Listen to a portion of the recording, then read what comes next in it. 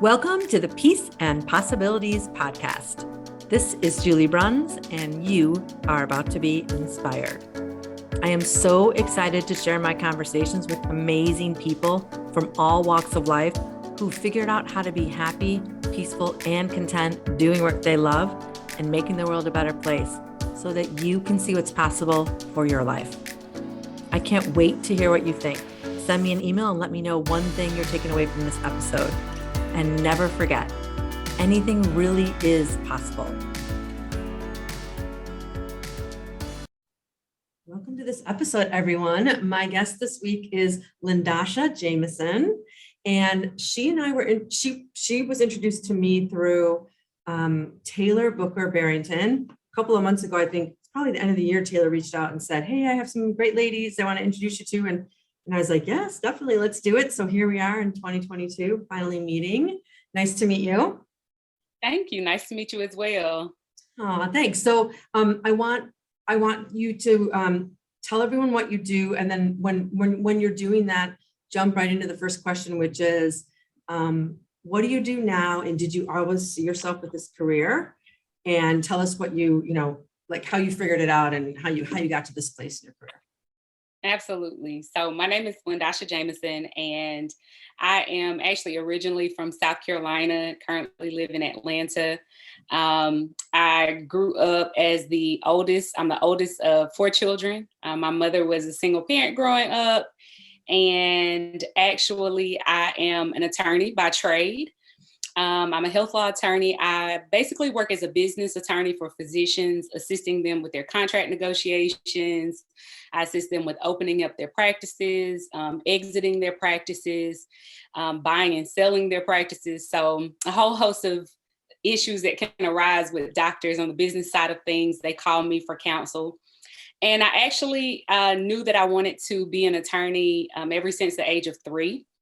And I actually had this fascination with the television show Matlock, ironically. And I asked my mom at 3, I was like, what does Matlock do? And she was like, he's a lawyer. I was like, I want to be a lawyer when I grow up. I was going to say, most 3-year-olds don't even know what that word means. That's so funny. Correct. Yeah, it's so funny. And so it never left me. And of course, I'm an attorney now. Ironically enough, a few years later, just in my own personal growth journey, I discovered that at the age of 3, it's a strong, like, natural moment for a child to assert independence. Mm-hmm. And so I think it's like maybe something dealing with that in terms of the personal growth that I was very confident, like, oh, this is attracted to me and it's what I want to do. So, yeah. It's funny. It's so funny that you mentioned 3-year-old too, because my kids are older now, but people always say, terrible twos, whether you're a parent or not, everyone knows that phrase, like they're terrible. They're hard to, like they want, but I thought 3 was harder. And I remember telling my husband, I'm like, 2 is a breeze. What happened? He's 3. And what's going on? He's just asserting his independence. And I remember thinking, like, do all the books just have it wrong? And it really is 3, or is something changed in our society where it just takes longer? Or maybe because he was a boy, I don't know. But I was like, what is up with 3-year-olds? But it was way more about that, asserting the independence and kind of figuring out what, like, their autonomy and like getting away from you and stuff. So that's just interesting that you're really relating it to that, and that you were having those ideas too at a young age. I also want to say the fact that you knew it at 3, I've talked to over 100 people now on my podcast. Very, very few figure something out that early and then do it later on in life. I'm sure you probably already know this. Usually you talk to people and they're like, I wanted to be an attorney, but then I went to law school and I was like, oh my God, I don't like this at all. Or, oh, this is going to take all this effort. I'd rather do this with my law degree instead, or whatever. So that's also very unique. Do you hear that a lot? I do. Okay. Yes, I do. It's very, very rare, actually, that a child as young as 3 years old says what they want to do from, of course, Matlock is a made-up television show. Right. And then to actually, like, commit for the long term. Like, I went straight through college and law school, and I passed the bar the first time. And it's not to say that law school wasn't hard, but what's interesting, I think that I identified, I think, more with qualities that Matlock had. And of course, children are being exposed to so many things. You kind of don't necessarily think as a parent that they're taking in all of this stuff and then having a certain level of awareness to connect with it and say, oh, I recognize that about me. Now, I couldn't say that at 3 years old, of course, but there was just something that was just very fascinating about the show. I always wanted to watch it.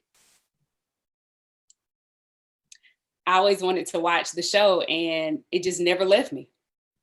Something about him that you connected to. I love that too, that you were like, even at that young age, like there's something in him, some quality in him. And the fact that he was this older guy too is also, you know, it's not like you saw a girl and you were like, oh yeah, I could do that too. But this guy, I remember, I can picture him. The fact that you connected was, there's something in his strengths, his traits, or something that you liked, or that you knew was like you, or that you wanted to emulate. It's also very cool. It's very unique. I bet your mom was surprised and probably thinking like, sure, okay, you're going to do that later someday, right? Not that you couldn't, but just the fact that you even knew what it was, wanted to do it. That's yeah, awesome. She literally, when she tells the story, that's what she's like. It was a 3-year-old. So I was like, oh, okay, yeah. Sure, But to kind of see that like this never left you and you actually did it and are, you know, doing it. It's my career. She's just like, wow. I think she kind of has that part too. There's something special about your mom too, probably. I don't know her, but the fact that she was encouraging you instead of saying like, okay, whatever, like, no, you can't, or that's going to be too hard or whatever. She obviously encouraged you along the way. I was just going to ask you something about that. What you said about passing the bar the first time. Isn't that really unique, rare to pass? Yeah. How many times does it usually take? Like, what's the average person? I don't know what the average person's rate is. I do know that there are a lot of lawyers that have taken the bar 2, 3, some I know upwards of 7. There are some attorneys that I know that took the bar 7, 8 times before they passed it. So it's very rare that an attorney like passes the bar the first time. What I do know about the bar is consistently among tests in the world, it's ranked as the number 2 hardest test in the world. Yeah, number 1 goes back it goes back and forth between step 1 for doctors and then also the test for accountants. They switch between 1 and 3. Wow. But the bar is consistently number 2. Awesome. Okay, so you obviously go to college, you go to law school, you do well because you're passing the bar the first time. What were you doing all along the way to not be discouraged and to say like, all right, this is going to be tough. You probably had to make a ton of sacrifices. I know I was in regular college and graduate school and I had to make a ton of sacrifices. I can't even imagine being a lawyer would be like. What were you doing to remain peaceful, happy, content, and not discouraged? Like, okay, this is taking a really long time. And what if I don't pass and all that? What were you saying to yourself and what'd you do? Yeah, you know, that question actually depended on the season of my educational journey that I was in. One of the things that I kind of always go back to, I'm really big on personal growth. I have a brand that assists women in what I call the 4 stages of a woman's personal growth journey. One of the things that I credit my family towards, that of course we as children can't help, is that my mother, my grandmother, and my aunt were the 3 main caregivers for me as a child. And I remember them never like stopping me from doing anything that I wanted to do that was good. It didn't matter what it was, right? And so when it came to what I now recognize is a very difficult journey of like the journey to attorney is very, very hard. Because they had sort of protected that initial confidence, when I heard doubts from other places in the world, or when I felt discouraged, like with the LSAT, that was very big because I took the LSAT twice just to get my score where I wanted it to. When I faced some of the challenges along the way, at the time, it was never I can't do it, right? It was more so, okay, what do I have to do in order to get this done? And I think them protecting what naturally came out of me as a child was extremely instrumental in me not kind of getting diverted at different points throughout my journey. You know, it's one of the things that can get you as you are living life is you're not just dedicated to your education, right? I was dating, I had friends, of course, I have family members and siblings, and many of us have had certain hiccups in life that took us away from some of our academic or educational or work pursuits. It was because of something else going on in life. And so I think that confidence that they protected as a child allowed me to not let any other area of my life take me away from kind of the vision that I saw. And then I also enjoyed, like, because they never stopped me, I learned my gifts at a young age. I knew I loved. So I learned my gifts at a young age. I knew that I loved to read and all of these other things. And what's funny about being a lawyer is most people think you need to love to argue in order to be a lawyer. And I always tell people, no, you need to learn, you need to love to read. That's what you need to love. You're constantly evaluating documents, right? Right. So there was a lot of alignment also with my natural gifts with the career, which I think is very, very important if you're going to sustain a certain amount of success. I love that. I love that you had a mom and aunt and grandma too that's supporting all that, instead of saying like, especially being a woman. I don't know how old you are, but you know, so at least, you know, two decades ago, it wasn't like you can be anything you want to be. Oh, a lawyer, yeah, you want to be that. It's like there probably weren't as many examples of that as your mom and aunt probably would have liked to have seen to show you. You already knew you wanted to do it, but instead of saying, I don't see the examples, they were just like, we're gonna protect you and we're gonna support you and encourage you. And that's a real gift. I'm sure you probably already know that, to have people in your life that say, we'll help you, we'll figure it out, instead of just like, go ahead, good luck with that, you know? Yeah, exactly. That's common. Yeah. Okay, so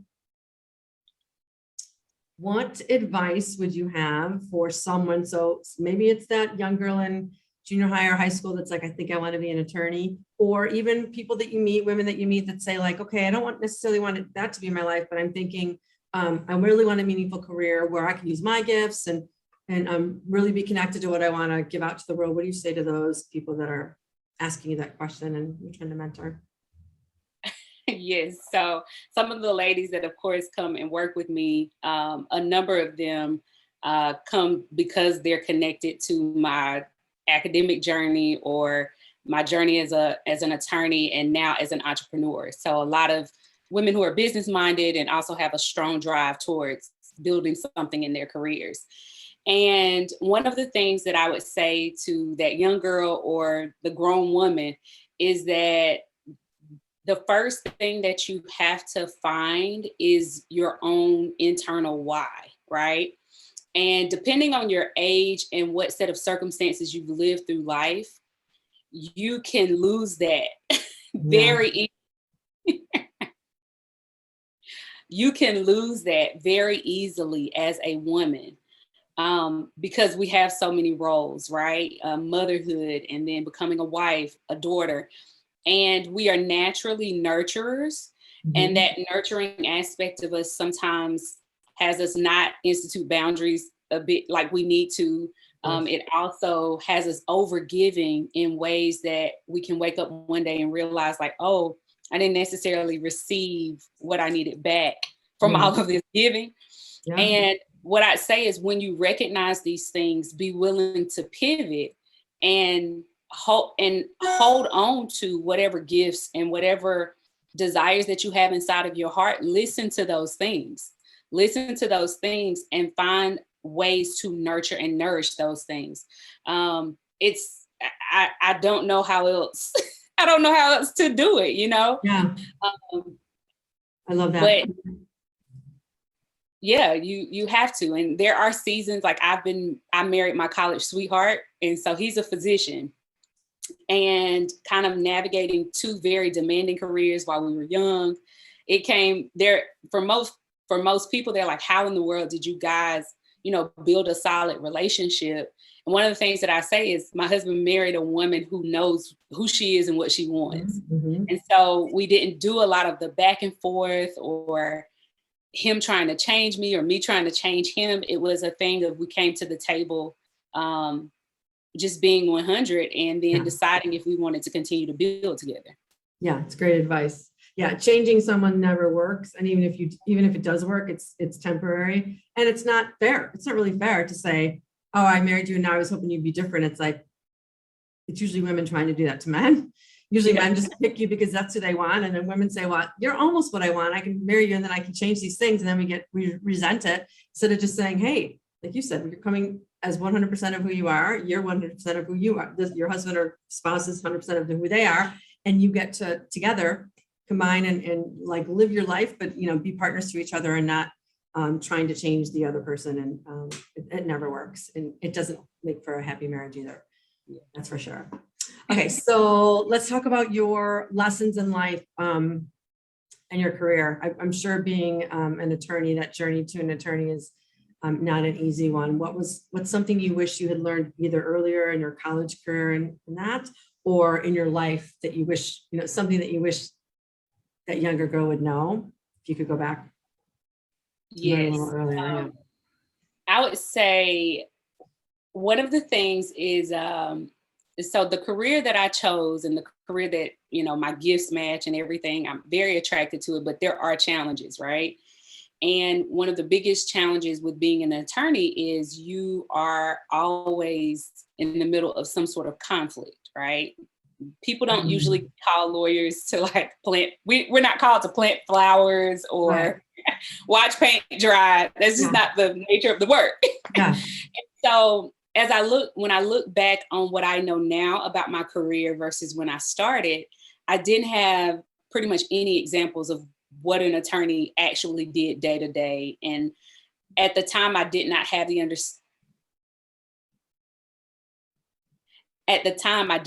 understanding that I would be taking on conflict in this role every single day. And it varies depending on what type of law you practice, of course. I did criminal defense at the very beginning of my career, heavily rooted in conflict. Now I do healthcare law. It's not as, there's not as much conflict in nature because there's more transactional in practice. It's paper and money.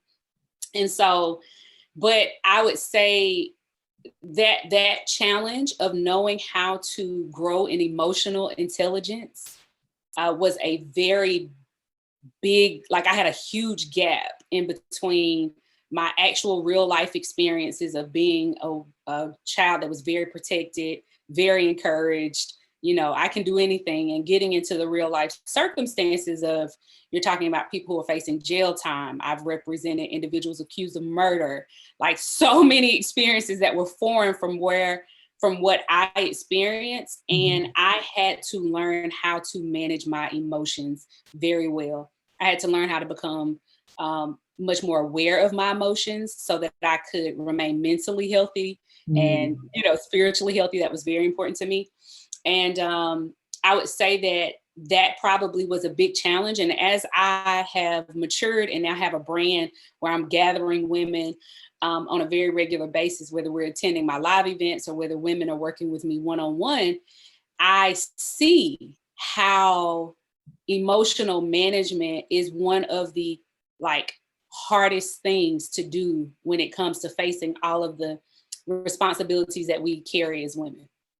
It's so true, especially women, like with the conflict you talked about and managing our emotions, because we tend to be more emotional in general, but also because we don't always say what we want to say because we're afraid of hurting people's feelings and not being the nurturer, nurse, whatever it is, the more of that women caretaking role. And so we temper what we're going to say. We worry about others' reactions. When men in general, and I'm married to a very alpha male, they say it and people respect that. And we can say it and people would respect it. But we always think, oh, what if someone's not going to like this reaction or whatever, because we're taught to be pleasers and to be careful what we're saying. And men aren't. They're just, I don't know, maybe they are taught that and they don't care. I don't know what it is, but they grow up just thinking, I'm just going to say what I want to say because that's the best thing anyways. And that's the truth. And we're always like, oh, well, maybe, like trying to tiptoe around it instead of just figure out what it is, say what you need and manage your emotions and get past the conflict or whatever thing that's making you uncomfortable in a way that's going to still get you what you want without having to worry about what everyone else is thinking. So it's like, we need to like underprogram or reprogram so much from when we're younger, right? Because whether we had great role models like you had, or we had to figure things out on our own, the bottom line is if you're a woman, you definitely are managing a lot more than a man would manage. And that's nothing against men, that's just in general how we're made up. And it takes us so much longer to learn those lessons. You know, I wish I could go back and get some of my husband's, you know, chutzpah way early, 20 years ago, way earlier, because it's easier on them for a lot of ways, for a lot of reasons, but it ends up being easier for them in their careers and in their, well, they don't have as many relationships as women have, but it's definitely easier for them in their careers when they're saying what they want, right? And asking for what they want. Mm-hmm. Yeah. Okay, so final 2 questions for you. Oh, this one. So I added this one in I'm going to ask you both, and then it's a fun one. So you can answer them in whatever order you want. One is, what's the greatest gift that you offer the world every day? So you have to brag a little bit. And the other one is, what's one new thing or insight you're taking away from our conversation today? Okay. So what's one gift that I bring to the world every day, and then one insight that I'm going to take from our conversation. Yep. So I would say the gift that I bring to the world every day is the gift of authenticity. I am a very authentic person, right? I don't do well with pretending. I never have. I don't know. I don't know why. I just have never done well with pretending or fronting. That's not to say that I am not, appropriate for a situation. Yeah. I think in our world that can get confused. People can be like, oh, I'm authentic, but really you're just mean. Okay. Yeah. Like you're kind of mean. It's not authentic. Yeah. But, people say like, oh yeah, it's not me. It's just like, that's just how I talk. It's like, that doesn't mean you can't, that doesn't mean you can't change that a little bit. Yeah. It's right. You can be authentic and choose which emotion you're going to come in and how you choose your words in a way that, it's more productive than, destroying and all of that. So I'm very authentic when I show up. And one of the things that I know that has allowed people around me to trust, like it breeds trust a lot quicker when people can tell like, oh, okay, I feel like I'm getting Dot, right? Maybe they don't know Dot, the world traveler, right? Because my husband and I spent everything with 2020. We spent a lot of time overseas and traveling and seeing the world.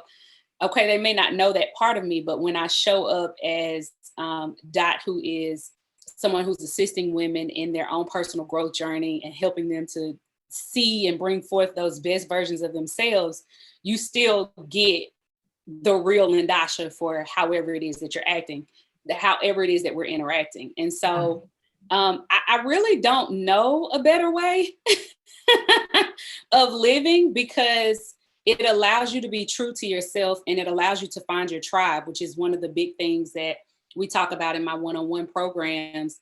I mean, when you work with me with any of my courses that are online on my Instagram link, or either if you email me and say, hey, Dot, I want to work one-on-one with you. We're going to talk a lot about finding your tribe. And in a world right now, we're in this figuring out this post-COVID world. Loneliness is at an all-time high. I've been doing a lot of research on loneliness because I've been hearing it over and over with a lot of the women that I work with. Our communities, our sense of communities have been destroyed. And it's understandable. Some of it is practical because of the pandemic. Some of it is straight conflict resolution skills. Like people don't have a lot of conflict resolution skills. Yeah. And so it's brought on this really tough emotional experience for most people that they can't articulate because we've never faced anything this extreme in our lifetime. Right. For sure. So showing up authentically allows for, I think, women to connect with me and to build trust. I teach a lot of the methods that I've used in terms of how to overcome, the sense of loneliness that all of us have had to face because we can't be around each other or whatever else. And a lot of the research, like one of the biggest things I found out about loneliness, which is, again, I'm very big on community. But one of the biggest things I found out about loneliness is the longer you stay in it, eventually it's like smoking. I wanted to say, I think it was 16 cigarettes a day. That's the effect that can have on your brain. And so teaching women how to find their tribe in the midst of all that we're going on is going to be important with how we emerge in our new normal, or if COVID becomes a thing of the past, we don't know. But either way, how we emerge out of this will depend a lot on how authentic we can be while building and nurturing that community and finding your tribe. Like you said, there's really you don't know any other way to be, but there really isn't another way to be, because if you're pretending, eventually you have to stop pretending, or it's exhausting. You have to keep pretending to be something you're not. And people can see right through that. Even if you think you're fooling people, you're not. You can't, and then it ends up affecting your health. It affects your other relationships. It's just not worth it. And like you said, you can be authentic and still say what you want to say without hurting people's feelings. It doesn't mean just, yeah. So I like that. Okay, so what's one thing you're going to take away new from our conversation today, or insight or idea or anything? I think what I'm going to take away, I know it was a little small part of our conversation when you talked about you wish you had kind of taken on this part of your husband's personality, how he can just kind of like, say what he needs to say and be direct and not really worry about it. For whatever reason, that stuck out to me a lot, because I have a husband who's very much so the same way. And being able to glean from them in those ways, I think helps the relationship, because, men love to, know that they're being watched and solve problems. Yeah. So I think I'm gonna take that away and say, babe, I learned, I was talking today, I had a podcast interview, and, I appreciate you for being like that. And I think I'm going to take more of that on. So. I love that. And I was thinking about this. My husband and I were talking last night, and I've over those last several years, we've been married, it'll be 26 years now in July, but I didn't choose him by accident. I chose someone that speaks up when I am not comfortable speaking up, that would speak up for me, but also just says what I'm thinking. And then I'll say later, I was thinking this. Is like, of course you were thinking that, because that's messed up, or whatever it is. I'm like, but we doubt more. And we're afraid to say what we want or what we're feeling. And they don't, my husband especially doesn't have that. I mean, there's some men that do. But I love that about him. Sometimes it's annoying when he speaks up and I'm like, I just don't want to hear that right now, whether you're right or not. I don't want to know that right now.